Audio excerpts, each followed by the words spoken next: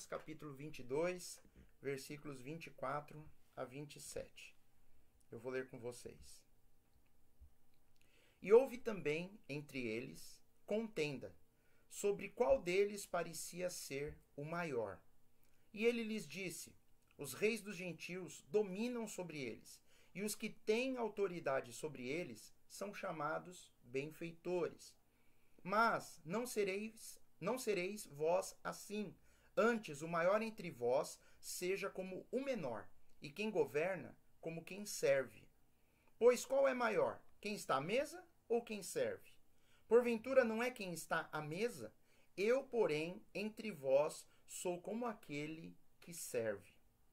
E vós sois os que tendes permanecido comigo nas minhas tentações, e eu vos destino o reino como meu Pai mo destinou, para que comais e bebais a minha mesa no meu reino, e vos assenteis sobre tronos, julgando as 12 tribos de Israel.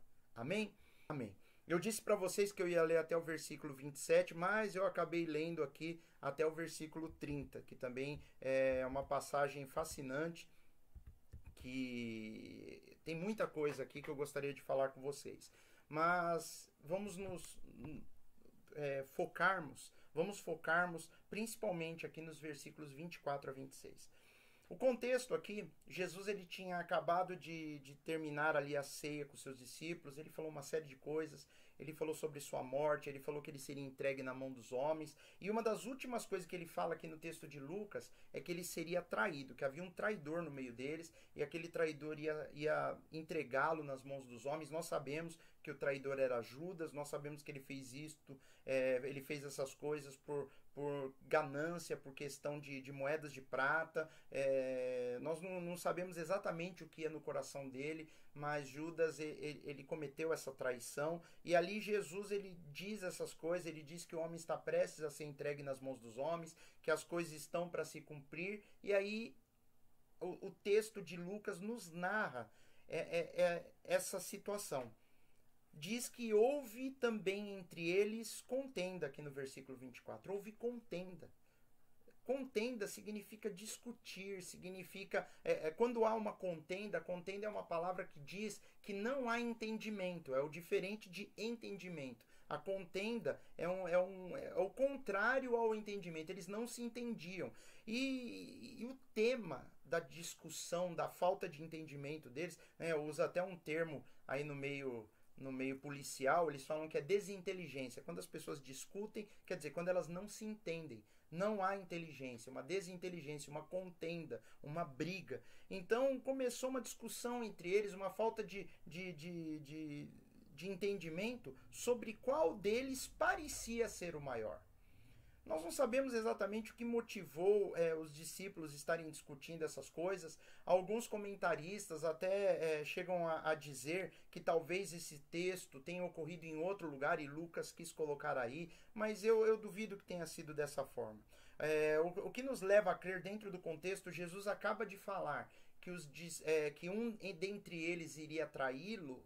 Então, automaticamente, quem não está pensando nessa traição, quem não é o traidor, vai pensar, caramba, quem que seria capaz de trair o nosso Senhor? Quem que é capaz de estar no nosso meio? Qual de nós? Tanto que eles começam, será eu, Senhor, será eu? Né? Eles foram sábios, pelo menos nesse momento. Ao invés de falar, eu acho que é fulano, eu acho que é ciclano, eles falam, será que sou eu? Será que sou eu? Mas eles ficaram com aquele sentimento.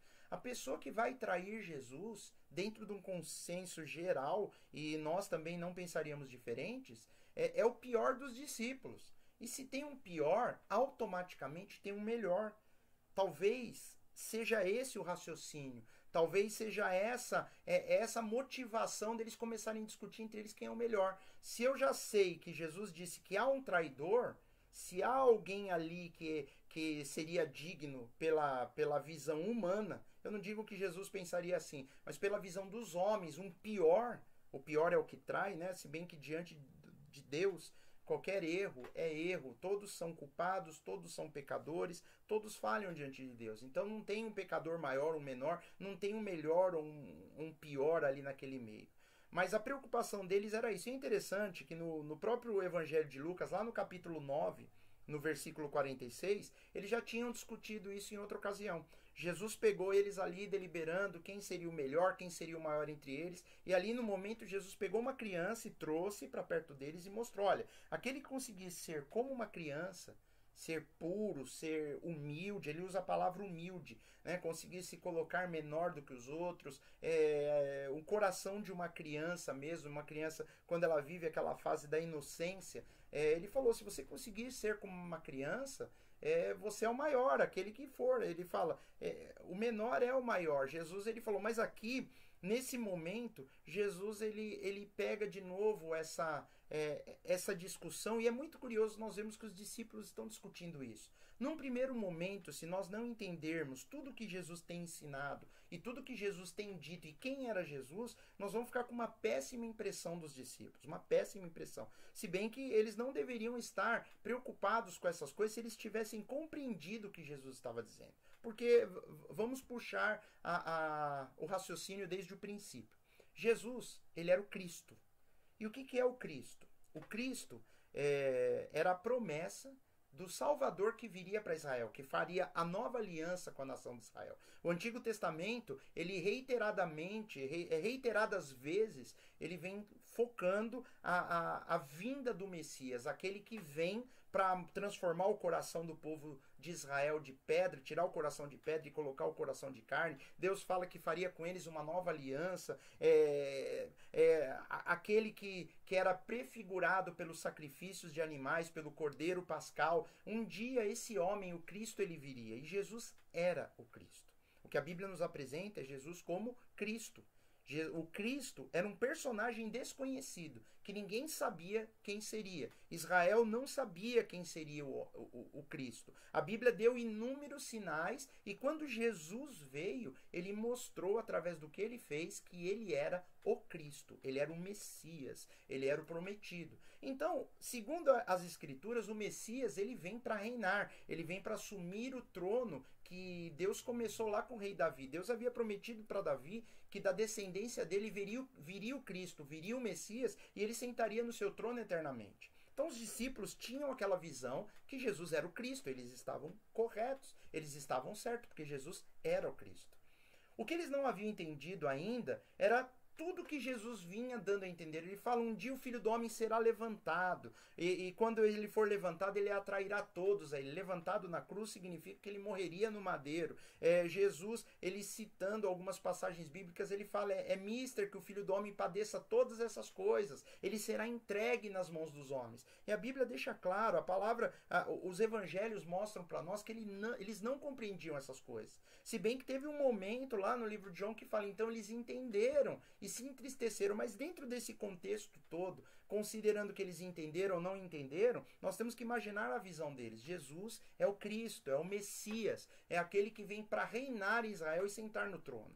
Mas talvez na mente deles, eles estavam saindo dali da ceia, mesmo Jesus dizendo que ele seria entregue nas mãos dos homens, Jesus estava dizendo com a questão da sua condenação, da sua morte na cruz, na cabeça daqueles discípulos, talvez ele estaria indo para o seu trono, assumir o trono em Israel, se declarar rei, e eles já estavam preocupados, quem eu vou ser nesse reino? Onde eu vou sentar? Eu vou sentar à esquerda, à direita? E o interessante é que Jesus, ele não entra no mérito disso ser errado ou não. Não, aqui ele só vai alinhar com eles o que é ser o maior ou menor. Como numa outra situação, a mãe de dois discípulos, que eram irmãos, ela vai pedir para Jesus, Senhor, quando o Senhor entrar no teu reino, eu queria que os meus filhos sentassem um à sua direita e outro à esquerda. E Jesus, ele não repreende a mulher por causa desta ambição. Vamos colocar que é uma ambição. Jesus já havia dito que eles se sentariam em tronos com ele. A questão agora é quem é o maior e quem é o menor.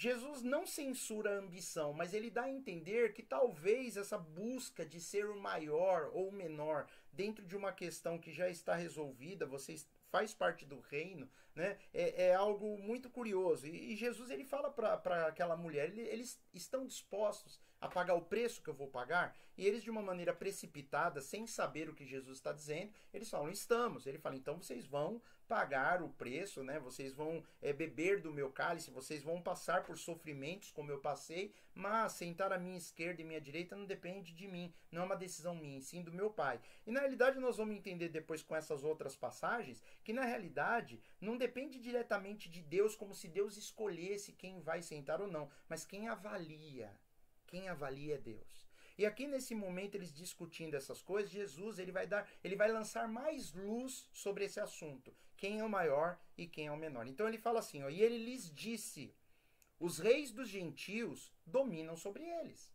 Ele tirou o foco da nação de Israel. Ele falou, vamos olhar para os gentios. Os gentios são aquele povo, todo mundo que vive na terra, todas as pessoas que não fazem parte do povo judeu. Então os gentios eram as demais nações que não eram o povo de Israel. Jesus fala, olha para os gentios, os reis deles dominam sobre eles. Dominam. Eles são dominados. E os que têm autoridade sobre eles são chamados benfeitores.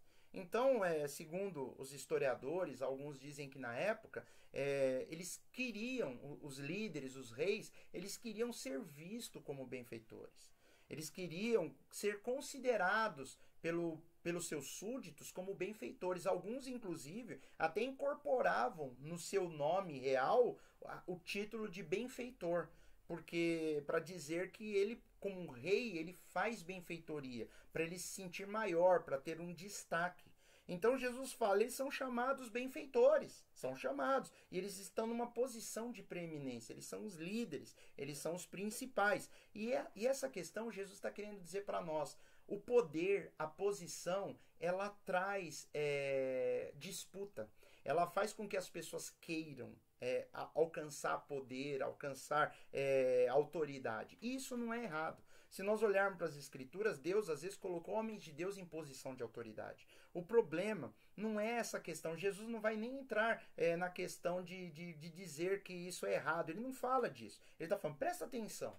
Lá com os gentios, os líderes deles, os reis deles, reinam sobre a vida deles e eles são chamados de benfeitores. Mas, quando Jesus diz esse mas, ele está falando, então eu vou falar exatamente o oposto. Mas não sereis vós assim. Então tira isso. O benfeitor não é aquele que está na posição de cima e rege e governa quem está embaixo. Não é a posição de liderança que controla aqueles que são subordinados a ele. Não é assim entre vós. Ele fala, antes, quer dizer, ao invés desse pensamento dos gentios, ele está falando, antes, o maior entre vós. Ele está falando, vós, quem são as pessoas que ele está falando? Ele está falando, vocês que se converteram do judaísmo para o verdadeiro evangelho. Vocês que se tornaram cristãos, crentes no caminho, que sou eu, Jesus dizendo, né? Jesus disse, eu sou o caminho, a verdade e a vida, e ninguém vem ao Pai senão por mim. Ele falou, eu sou o caminho. Então, quando o judeu se converteu à palavra de Cristo, ele está dizendo, eu estou falando com vocês vai ser diferente. Porque os judeus também, nós vamos ver que os judeus, eles gostavam dos primeiros lugares, os fariseus, eles queriam ser exaltados, eles queriam ter notoriedade, eles queriam ser bem vistos pela população, eles queriam ter prestígio entre os governantes, eles queriam ter prestígio entre os poderosos, mas Jesus está falando com vocês não. E aí ele fala, antes, quer dizer, ao contrário de tudo isso, o maior entre vós seja como o menor.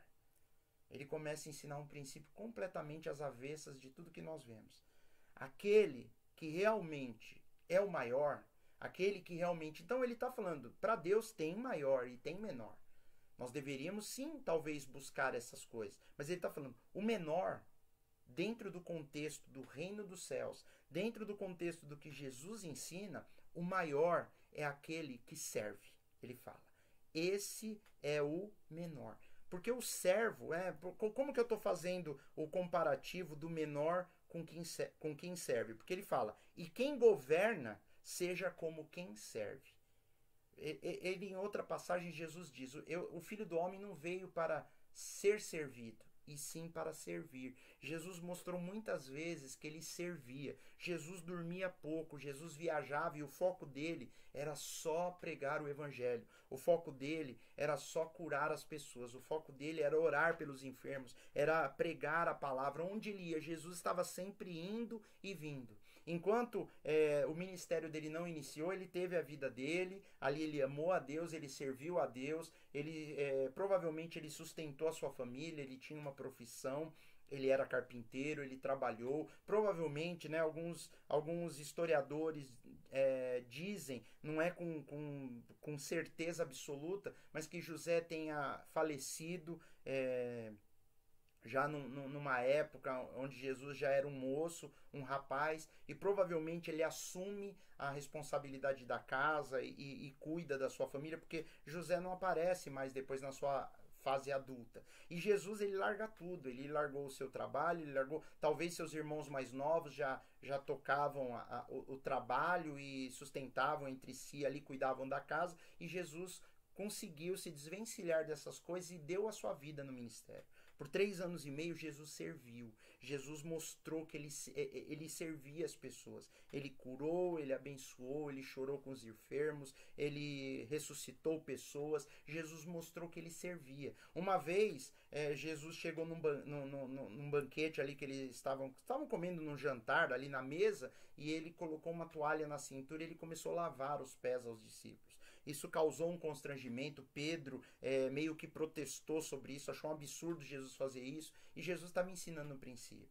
Os maiores, eles se colocam como menores, no sentido mesmo de não importam o que pensam de mim, não importam o que pensam de nós, não importam que as pessoas, como elas nos consideram. Eu sei que às vezes é dolorido, nós percebemos que as pessoas, elas não nos valorizam, elas olham para nós como se nós fôssemos simplórios, como se nós não soubéssemos o que estamos fazendo. Eu sei que não é fácil passarmos por essas coisas, sermos vistos como uma categoria inferior. Inclusive, só o fato de nós sermos cristãos, só o fato de nós proclamarmos a nossa fé na palavra de Deus e dizermos que somos crentes, que cremos na Bíblia, algumas pessoas podem até nos desprezar, às vezes não abertamente, mas às vezes de uma maneira indireta ou falando para outras pessoas, e podem achar que, enfim, não importa, queridos. O que nós temos que entender é que nós temos que viver esse evangelho, que nós temos que crer nele, e quanto mais nós o servimos, ainda que ninguém nos valorize, quanto mais nós em humildade nós servimos a esse Deus, nós servimos a Deus na realidade servindo as pessoas, fazendo o que Jesus queria que fosse feito às pessoas. Então, todas essas coisas que nós podemos fazer para alguém, nós temos que entender que nós estamos fazendo a Deus. Jesus fala que aquilo que nós fizermos para os homens, ainda que dermos um copo de água fresca para um desses pequeninos, nós estamos fazendo para Deus. Então nós temos que compreender que existe um princípio de importância no céu. Deus um dia vai avaliar cada um segundo as suas obras. Só que a salvação ela foi resolvida pelo sacrifício de Cristo na cruz. Não tem nada a ver com salvação. Aqui tem a ver com ser mais importante ou ser menos importante. Jesus, ele não censurou os discípulos por quererem discutir entre eles o que era o mais importante ou menos importante. Inclusive, Jesus aqui, ele mostra o coração e o amor que ele tem. Jesus acabou de dizer que ele está indo para a morte, que ele está sendo traído, que tem um traidor no meio deles, que ele está triste. Ele vai chamar os discípulos para ir orar no Getsemane, que a alma dele vai entrar em profunda agonia, e ele olha para os seus discípulos, eles estão discutindo quem é o maior, quem é o melhor entre eles, quem talvez vai sentar à direita, à esquerda, posições de destaque, e só Jesus mesmo, para conseguir olhar para nós e ver, às vezes, em situações que nós teríamos que ter uma visão espiritual numa direção, nós estamos às vezes olhando para outro lado, nós estamos brigando por coisas às vezes tão mesquinhas, tão pequenas, e Deus, ele nos olha com amor e ainda consegue nos ensinar, consegue falar, olha para cá, olha para essa direção. É como se ele estivesse pegando a cabeça dos discípulos que estavam olhando para um lado e virou, é para cá, é para cá. Se vocês querem ser maiores, tá, tudo bem, né? Isso não é problema, querer ser maior é bom, só que o enfoque que vocês estão dando para ser maior e menor é baseado no que vocês veem aí fora, e não é assim no reino dos céus. No reino dos céus, o maior é aquele que serve mais. É aquele que é capaz de lavar o pé dos demais. Hoje, para nós, lavar o pé de alguém não seria algo tão humilhante como era naquela época. Naquela época, somente os mendigos teriam, sem ter muito o que fazer, iriam entrar no lugar e lavar o pé de alguém. Algumas pessoas que não tinham condições de conseguir emprego, algumas pessoas miseráveis, aleijadas, elas iam nas festas, nos banquetes e aproveitavam a situação para lavar aos pés daqueles homens que estavam ali na mesa, e sendo que os homens mal olhavam para a cara deles. E Jesus fez exatamente algo que ninguém teria coragem de fazer naquela época. As pessoas olharam para ele de uma maneira estranha. Então Jesus está mostrando, isso é ser o maior. O maior é aquele que serve. Aí Jesus continua falando, né? Ele continua aqui. Mas não sereis vós assim. Antes o maior entre vós seja como o menor, e quem governa como quem serve. Aí Jesus ele vai esmiuçar o pensamento. No versículo 27 ele fala, pois, qual é o maior? Quem está à mesa ou quem serve? Pela lógica, quando você chega num restaurante, quem está ali jantando, teoricamente, tá? Não vamos, eu estou generalizando, não vamos pegar casos pontuais. Mas geralmente quem está sentado ali se alimentando, ele é servido por alguém menor que ele, que é a pessoa que serve a refeição. Hoje não, hoje nós temos o garçom, é uma profissão, nós temos o maître, nós temos o gerente do restaurante, não é esse caso. Lá naquela época, naquela cultura, quem servia à mesa eram os escravos. Eram os escravos. O patrão está sentado e o escravo serve. Jesus está falando, quem é maior? Quem está à mesa ou quem serve? A resposta é, quem está à mesa. É o maior, o patrão. O senhor, ele está sentado e os escravos o servem. Jesus ainda fala, porventura não é quem está à mesa? Ele mesmo diz isso aqui no versículo 27. Não é o que está sentado, não é o patrão, não é o chefe, não é o líder, mas ele depois fala, eu, porém, entre vós sou como aquele que serve. Ele está falando, a lógica você não vai ver um escravo sentado e o seu senhor vindo e servindo a mesa. Servindo o escravo na mesa. Não vai acontecer. Jesus está falando, não é assim. Mas eu vim para fazer isso ser diferente. Eu sou entre vós aquele que serve. Ele sabe que ele é maior. Ele não está dizendo que ele é menor. Ele sabe, ele é Deus. E os discípulos estão abaixo. Os apóstolos são inferiores. Ele fala, só que no reino dos céus, os apóstolos sentam à mesa e eu sirvo. Jesus não está falando fisicamente deles sentarem ali e ele servir a comida. Jesus está falando de servi-los espiritualmente. Trazer para eles aquilo que ele tem. Ele sendo superior, ele serve a todos. Os discípulos tinham demandas, ele supria as demandas. Os discípulos tinham dificuldades espirituais, ele ensinava os discípulos. Jesus está dizendo, no reino dos céus, o maior serve ao menor. É ao contrário. A recompensa vem dessa forma. E aí Jesus termina aqui no versículo 28. E vós, né, os discípulos, sois os que tende permanecido comigo nas minhas tentações. Ele falou, vocês andaram comigo esse tempo todo. Né? Nós sabemos que por 3 anos e meio, tudo que Jesus passou, eles estavam juntos, eles foram afrontados juntos com Jesus. Jesus está falando disso. Né? E ele fala, e eu vos destino o reino. Aí Jesus, ele completa esse pensamento. Vocês vão reinar comigo, como meu pai me destinou. Meu pai me deu o reino, eu vou reinar e vocês vão reinar comigo, para que comais e bebais a minha mesa no meu reino. Então Jesus está dizendo, e tem um outro lugar que a Bíblia diz que o próprio Deus ele virá servir ao seu povo na mesa. Jesus um dia vai fazer isso com os discípulos, e a palavra de Deus diz que vai fazer com seus filhos, com os salvos. Um dia nós estaremos na mesa, nós sempre fomos servos, sempre fomos os menores, e um dia aquele que é o Todo-Poderoso, o Rei do Universo, ele vai nos servir à mesa. É o que diz a palavra de Deus. Para que comais e bebais a minha mesa no meu reino. O rei vai levantar do trono e vai servir a cada um dos seus discípulos. Essa é uma das passagens mais lindas das Escrituras, onde nós vemos Jesus dizendo, eu não sou, eu sou maior do que vocês, sim, mas eu não vou me colocar dessa forma, porque no reino dos céus o maior, ele serve ao menor. Então, no reino dos céus, a autoridade, o líder, aquele que é verdadeiramente importante, ele é o servo de todos. É o que diz a palavra de Deus. Para que comais e bebais a minha mesa no meu reino, e vos assenteis sobre tronos, julgando as 12 tribos de Israel. É interessante nós pensarmos nessas coisas.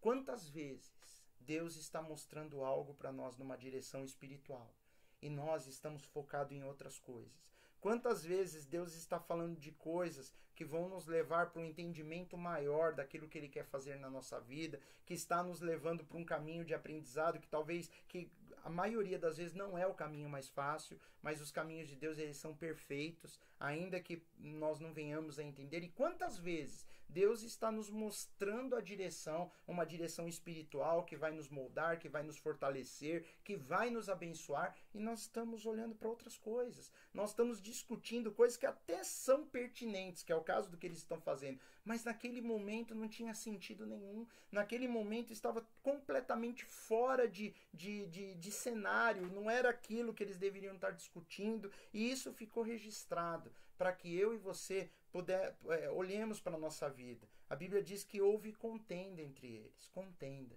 É um momento difícil, é um momento de visualização espiritual, é um momento de foco, é um momento de olharmos para o alvo que Deus está nos levando. E aí nós estamos com contendas, nós estamos discutindo coisas vãs, coisas pequenas, perto daquilo que verdadeiramente Deus está querendo fazer. Às vezes nós estamos empregando energia em algo que não é aquilo que Deus falou e não é. E eu sei o quanto é difícil nós compreendermos essas coisas. Por isso, queridos, que nós temos que na nossa vida espiritual diária, nós temos sim que ter certeza do que Deus diz na sua palavra. Nós temos que buscar Deus em oração, ter uma comunhão intensa com Ele, para que nós tenhamos a certeza que nós estamos fazendo aquilo que Deus realmente separou para nós, aquilo que Ele nos abençoou. E ainda muitas vezes, quando as coisas não derem certo, nós temos que continuar crendo que o Senhor está no controle de todas as coisas. Aqui os discípulos, eles estavam discutindo questão de ser maior ou menor. Jesus mostrou para nós, mostrou para eles. Ele falou: se você for como uma criança, se você, quando você for chamado para algum lugar, não busque os primeiros lugares, não, busca os últimos. Isso é uma forma figurada disso que ele está falando. Sirva os outros. Se coloca sempre numa situação de poder ajudar, de poder fazer algo por alguém. Porque ele mesmo disse, o Filho do Homem, Jesus disse, eu não vim para ser servido, eu vim para servir. Se Jesus veio para servir, meu irmão, por que nós acreditamos no fundo do nosso coração que nós temos que ser servido? Por que nós acreditamos que as pessoas têm que nos servir? Por que nós acreditamos que Deus ele tem que nos servir? Tem muitas pessoas que vivem uma vida achando que Deus tem que servi-lo, e na realidade ele está até disposto a nos servir com a sua palavra, com o seu sangue, com a sua salvação, mas na realidade, queridos, nós viemos para servir. A Bíblia diz que nós somos chamados para servir, nós fomos chamados para sermos grandes no reino de Deus, mas essa grandeza no reino de Deus, ela começa com serviço, ela começa em nós abençoando as outras pessoas. O que nós temos feito para abençoar a vida de alguém? Onde nós temos usado parte do nosso tempo, ainda que seja uma coisa pequena, não importa, meu irmão, nós temos que aprender a usar a nossa vida. Jesus falou, aquele que gastar a sua vida, aquele que perder a sua vida por minha causa e por causa do evangelho, esse achará. Ele está falando, isso vai tornar essa pessoa grande diante de Deus. Às vezes nós queremos ser grandes diante dos homens, diante das pessoas, diante de um mundo que odeia a Deus. E Deus está falando, não, você tem que ser grande diante de mim, nós temos que ser grandes diante de um Deus poderoso e soberano, que habita num lugar inacessível para nós ainda, mas um dia nós estaremos com Ele para sempre. Então vale a pena, meu irmão, vale a pena nós servirmos a esse Deus, servindo as pessoas que Ele quer que nós venhamos a servir. Eu sei que não é fácil, muitas vezes nós vamos pagar um preço alto, mas nenhum preço que nós venhamos a pagar vai se comparar ao preço que Ele pagou para nos servir. E até hoje, Cristo, Ele nos serve todos os dias um banquete através da sua palavra, através do seu Espírito Santo. E nós temos que aprender a valorizar essas coisas. E como que nós seremos grandes? Como é que esses discípulos vão ser grandes? Se dedicando, dando a sua vida. Eu tenho certeza que depois que eles foram cheios com o Espírito Santo, porque ainda aqui a Bíblia diz que eles ainda não haviam sido batizados no Espírito. Depois que Jesus morre E depois que ele ressuscita ao terceiro dia, depois que ele sobe aos céus, os discípulos estavam lá sozinhos, reunidos e orando, e a Bíblia diz que ali eles foram cheios com o Espírito Santo. Depois do Espírito Santo na vida deles, já não importava mais quem era quem. Ali não tinha ninguém querendo ser chamado de bispo, ou de apóstolo, ou de pastor, ou de título algum, não. Ali eram os irmãos que serviam a Deus, eles tinham que servir as mesas, eles tinham que servir as viúvas, eles tinham essa preocupação em servir. Quem era mestre ia servir a palavra, quem tinha dons de cura ia servir através de oração, através de visita, quem tinha o dom da profecia ia servir a igreja, alertando aquilo que Deus estava falando, quem tinha o dom de cuidar dos enfermos ia cuidar dos enfermos, e assim por diante. Deus, ele nos chamou para servir. Na realidade, a nossa carne, o nosso egoísmo, da parte da natureza humana, nós queremos sempre, no fundo, ser servidos. Nós queremos tirar o melhor da vida, né? E na realidade o melhor da vida está em servir a Deus, servindo as pessoas. Então, meu irmão, minha irmã, a igreja de Cristo é uma igreja que serve. A verdadeira igreja do Senhor é uma igreja que serve as pessoas. É uma igreja que cada um no seu dom faz aquilo que Deus a chamou para fazer. Você tem um dom. Talvez você ainda não tenha descoberto. Como que eu vou saber o dom que eu tenho? Se envolva, procure fazer alguma coisa, peça para Deus te mostrar, mas você só vai descobrir se envolvendo. Tem gente que fala, não quero me envolver com nada disso, porque eu tenho medo de me machucar, de me magoar, já fui magoado, já fui machucado, mas a Bíblia nos chama para servirmos. Nós temos que servir, nós temos que fazer alguma coisa para contribuir para o crescimento do reino de Deus. E esses discípulos, eles estavam preocupados com outras coisas, e Jesus estava falando, quem governa tem que ser como quem serve. O maior no reino dos céus é aquele que é servo de todos. Amém, queridos?